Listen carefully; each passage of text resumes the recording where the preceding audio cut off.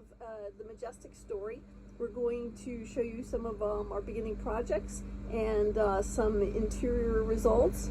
I apologize that you don't get every detail and every step of every project. If you have questions about something we've done, please ask a question and we'll try and go through it with you step by step and tell you what products we bought and used. Otherwise, Jay works on his own schedule. He has different people helping him, whether it's Isaac or in the past Cameron. I'm working a lot, and so I don't get to sit there and video everything that they do. And Jay is not really good about videoing his stuff. He just likes to keep working. So if you have questions, hit us up. So here I'm going to start today with trying to dry the outside of the boat so that the damage that was inside from water, rain, or the sea is eliminated, and then we can start fixing the inside as well. Cheers. Hey, Tara here, working on the sailboats again today, and one of the projects we're going to do is work on the mast step. We've got some gray, rainy weather, probably going to rain this afternoon, and so I just temporarily want to get this mast step dried up. So here's what we're going to do. The other thing I wanted to mention is always when you're working outside, hydration. I like this Life Water, but it's a yummy thing. Anyway, here we go. I'm going to go ahead and cut this off. What we're working on is Catch Rig, and they put duct tape on here about 1 million years ago on that mast step. So I brought a knife that I can cut the tape off with, a blade to scrape, some Goo Gone to get the old tape off, a rag to wipe it clean, and then I brought some Gorilla Tape. Between the Goo Gone and the tape, I'm going to have to wipe it down good with something that's Windex or something. I think I just decided to break down the oiliness of the Goo Gone. But then I'm going to wrap that Gorilla Tape on there, and then later when I can get a boot ordered, I'll get a new boot and put on. I'm going to have to do the same thing back there with the Mizzen mast. And we're just working away on this boat, but we got the inside looking pretty good, so we want to keep it that way. Milwaukee products. I like their 12-volt stuff. I like their quality, and the blades are easily interchangeable. I'm going to cut through this old duct tape and work on it, and then we'll see what's underneath. But I can't hold the camera and work, so I'm going to let you go for a minute. The bag that I brought things in that I'm recycling and repurposing is now my trash bag. It's the bag I use to carry all my supplies up here. So it looks like as I'm working on this, the metal boot has a rubber gasket jammed into it, holding that mast in place, and then they've duct tape all the way around it. So this is going to be a little bit of a cleanup to get all this rubbery stuff off. Tire material and hose clamps holding it, and then who knows what's underneath. So I'm going to go ahead and take these hose clamps off and see if that frees this up. The right tool for the right job. We learned it in nursing, and now it works on the boat. These little screwdriver handled ratchet things are perfect for taking off a hose clamp. So I'm not sure if you can see all this as I'm taking these hose clamps off. This one, they did multiple hose clamps because they didn't have the right one. They just put two together. But they used an old tire tube, so I don't know where this boat was or if this was the fashion. But this is leaking because this is all just rotten rubber. I can stick my finger right in it. It's rotten in multiple places.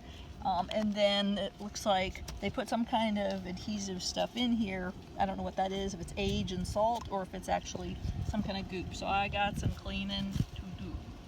And surprise, as I'm pulling this inner tube off, there's another hose clamp underneath there that I'm gonna have to, let me see it, let's see right there, dig out. So there's another one. I guess they thought more hose clamps would keep it dry. I love old boats. All of them have the same size nut end, so I can use the same size driver to remove these hose clamps. Yay! The older boats sometimes have 4 different sizes, or at least 2 different nut sizes on their hose clamps. It's always fun. Once all the hose clamps are off, this is what's underneath, and then this is just a split bicycle tire. You know, maybe they were in the Bahamas. I don't know. Maybe they use these black rubber ones somewhere. I don't know if that's professional or not, but it's disgusting. It's all ruined, and I have my work cut out for me. So keep in mind this boat is from 1982. It has some other type of ring around it, but I'm gonna go get some wire brushes and get this bottom and top all cleaned up, and then go see what's on Coyote, because my mast steps, knock on wood, don't leak.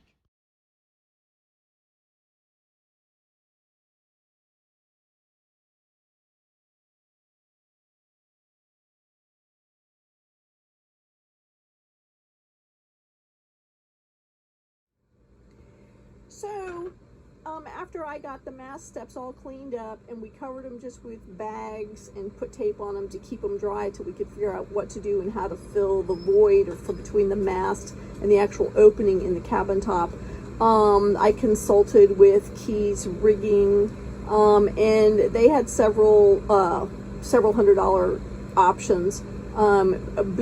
An actual boot itself was fine, except you still needed to put something in that void you can see in the video coming up. All of the masts and all of the deck openings don't line up, I was told. And so the best thing you can do is put wedges in around the mast that don't fall down through the opening in the cabin top, and then add your filler around it. Utopia has some kind of silicone in there. We had recently used a Marilast paint topping. It's like a rubberized topping they use for roofs, for flat roofs and mobile homes and things like that. But it's really an excellent product. It comes in several different brands, but a Marilast is what we had to use. And Jay went ahead while I was working on something else and formed, he put the wedges in around both the main and mizzen masts, and then put a boot around it with tape and made a dam, and then just filled the hole underneath with styrofoam, like pool noodle foam, to keep it from dripping through, and then we taped that closed. And then he just basically ladled the Marilast in around it and filled it level, like putting batter in a cake pan, and jiggled it to make sure that it's nice and level. And it's been 2 months now that this has been done. It's white, it's clean. The rubbery texture of the Marilast gives it a little bit of flex, and it's been totally waterproof. So in all this rain, a $25 can of Marilast from Home Depot, some little wood shems to support the mast in the hole so that the Marilast wouldn't jiggle too much, some either blue tape or noodles and blue tape or some kind of configuration to keep it from leaking through in the cabin, and then just pouring it in a little at a time until the Marilast solidifies and hardens. It gives you a nice rubberized, flexible fitting. It's UV protected because it's a roofing compound. It's totally sustainable and safe from the UV. It doesn't require any other type of dressing on it. That will let you know down the road if it leaks, but it's been 2 months. We've had several storms. We've had lots of hot, dry weather. It hasn't shrunk. It hasn't pulled away. It hasn't done anything bad. It's just done the job that we needed it to do. So a lot of sweat labor, scraping and cleaning and prepping.